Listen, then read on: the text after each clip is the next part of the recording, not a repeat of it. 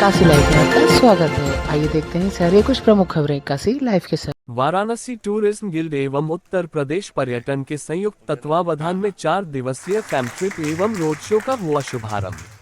वाराणसी काशी में टूरिज्म की संभावना को और बढ़ाने एवं हिंदू और बौद्ध संस्कृति की प्रगाढ़ता को मजबूत करने के लिए देश विदेश के 50 टूरिस्ट प्रतिनिधियों का समूह रविवार को वाराणसी पहुंचा। वाराणसी टूरिज्म गिल्ड एवं उत्तर प्रदेश पर्यटन के संयुक्त तत्वावधान में 4 दिवसीय फैम ट्रिप एवं रोड शो का शुभारंभ मलदहिया स्थित होटल HHI में हुआ। मुख्य अतिथि वाराणसी के मंडलायुक्त S राजलिंगम ने सभी प्रतिनिधियों का स्वागत करते हुए कहा कि काशी सिर्फ पर्यटन नगरी नहीं है, यह नगरी महसूस करने की जगह है। ये स्थान ऐसा है जहां अंतर्मन में उठने वाले सवालों का जवाब मिलता है।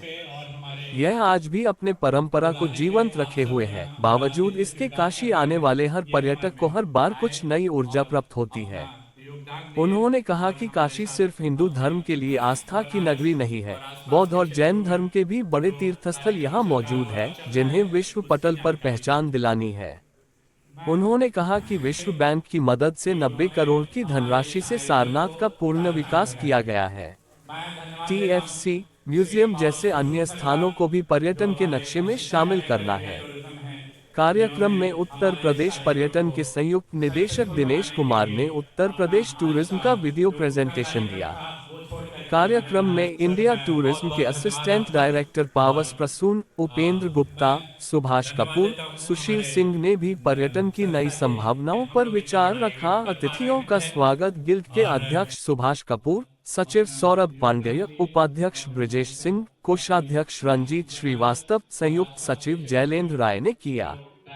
इस मौके पर माजिद खान, नौनिहाल सिंह, रितेश कुमार, गजेंद्र चौबे, संतोष सिंह, विवेक कुमार, विपिन शर्मा, अवनीश पाठक, सुशील तिवारी, राजन सिंह आदि शामिल रहे।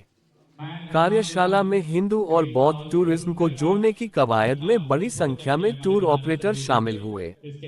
बुद्धिस्ट देश वियतनाम के 2, नेपाल के 11, थाईलैंड के 3, श्रीलंका से 1, भूटान से 1, चीन से 1, मलेशिया से 1 प्रतिनिधियों ने सहभागिता की। वहीं पूर्वोत्तर भारत से सिक्किम, दार्जिलिंग, मेघालय, अरुणाचल प्रदेश, अंडमान निकोबार के प्रतिनिधि, दक्षिण भारत से बेंगलुरु, केरल, हैदराबाद के प्रतिनिधि तथा उत्तर भारत से लद्दाख, दिल्ली, जयपुर, नालंदा, गया आदि जगहों के लगभग 50 प्रतिनिधि शामिल हुए। वाराणसी के 100 से अधिक होटेलियर, टूर ऑपरेटर एवं ट्रैवल एजेंट शामिल हुए। काशी के कला एवं संस्कृति से रूबरू हुए डेलीगेट्स। कार्यक्रम में डेलीगेट्स काशी की कला संस्कृति से भी रूबरू हुए। काशी के ख्यात क्ले कलाकार बद्री प्रसाद प्रजापति ने 1 घंटे से भी कम समय में क्ले आर्ट के जरिए भगवान बुद्ध का स्कल्पचर बनाकर सबको प्रभावित कर दिया। इसके साथ ही कार्यक्रम में काशी के कलाकार सौरभ मिश्र एवं सोनी सेठ ने शिव तांडव स्तुति की प्रस्तुति दी। गायक गौरव मिश्र ने बनारसी कजरी और झूला प्रस्तुत कर डेलीगेट्स को काशी की संस्कृति से परिचित कराया। नाम जैनेंद्र कुमार राय है, मैं जॉइंट सेक्रेटरी हूँ वाराणसी टूरिज्म गिल्ड का। क्या कहेंगे आज कार्यक्रम के माध्यम? इस कार्यक्रम के बारे में हमारे बाकी जो साथियों ने कहा उससे अलग हटकर अगर मैं कुछ कहूँ तो ऐसे में जब अमेरिका जैसा देश और ट्रंप जैसा राष्ट्रपति वो बार बार टैरिफ 25%, 50% और तमाम इस तरह की चीज़ों को गिदड़ भभकी देके हमें जब डराने का प्रयास करता है, तो हमारा इंटरनेशनल टूरिज्म अमेरिका या यूरोप से प्रभावित होने के बाद हमारे पास अगर हमारा डोमेस्टिक और एशिया का टूरिज्म, जो हमारे पास बुद्धिज़्म की इतनी बड़ी धरोहर है, सारनाथ, तमाम जो जगह है, तो ऐसे में ये वाला जिसमें हमने फोकस किया है, इंडिया के तो सारे टूर ऑपरेटर्स हैं ही, जो बुद्धिस्ट कंट्रीज़ के जो टूर ऑपरेटर्स हैं, थाईलैंड, मलेशिया, वियतनाम जैसे देशों के, तो वो अगर हमारा सही ट्रैक पे चलता रहे तो हमें किसी अमेरिका और किसी यूरोप की कोई धमकी से डरने की ज़रूरत नहीं है। ये अगर बूम कर जाए तो हमारे लिए ये काफ़ी होगा, पर्याप्त होगा। यही इसका उद्देश्य है और उसमें हम सफल रहे। आपका परिचय बता। मैं सौरभ पांडे हूँ, वाराणसी टूरिज्म गिल्ड का सेक्रेटरी हूँ। क्या कहेंगे, किस तरह का आयोजन आज? ये हमारा रजत जयंती वर्ष चल रहा है और इस वर्ष में हम लोगों ने ये फैम ट्रिप और रोड शो का आयोजन किया है, जिसमें कि हमारे 50 ट्रैवल एजेंट, जिसमें 40 हमारे भारत के विभिन्न प्रांतों से और 10 अलग अलग कंट्री के जो देशों से आए हैं, जिसमें Cambodia, Thailand, Vietnam, Malaysia, Sri Lanka और नेपाल।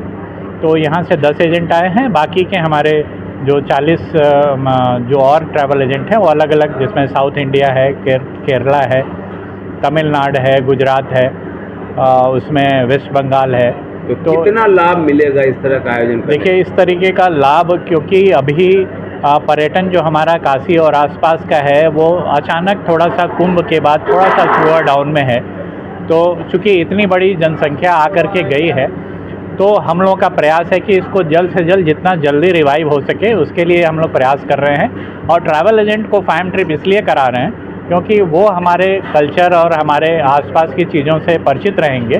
तो वहाँ जा कर के जो भी उनके साथ के जो लोग हैं, जो उनके पास जो लोग अगर बनारस घूमने या आसपास के जगहों को घूमने के लिए आते हैं, तो उनको वो चूँकि देख के गए रहेंगे तो उनको समझाने में ज़्यादा आसान होगा। तो इसलिए हम लोग फैम ट्रिप कराते हैं। और ये थोड़ा अभी हम लोग का ऑफ सीज़न है, तो अभी हम सब खाली भी हैं, तो इसलिए हम लोग ये आयोजन इस टाइम किया है। अपना परिचय बता दो। मैं रंजीत श्रीवास्तव, कोषाध्यक्ष हूँ वाराणसी टूरिज़्म गिल्ड का।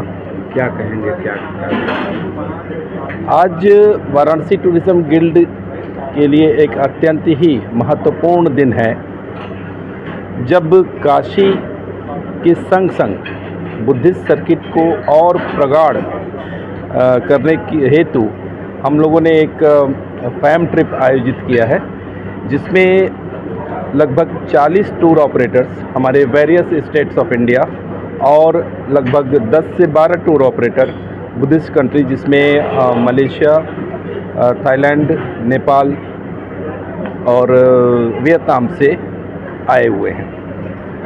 बुद्धिस्ट सर्किट का प्रमुख केंद्र है सारनाथ, और इसके साथ साथ बोधगया को भी हम लोग जोड़ रहे हैं, जिसमें 2 नाइट हमने बनारस रखा हुआ है और 2 नाइट हमने बोधगया रखा हुआ है।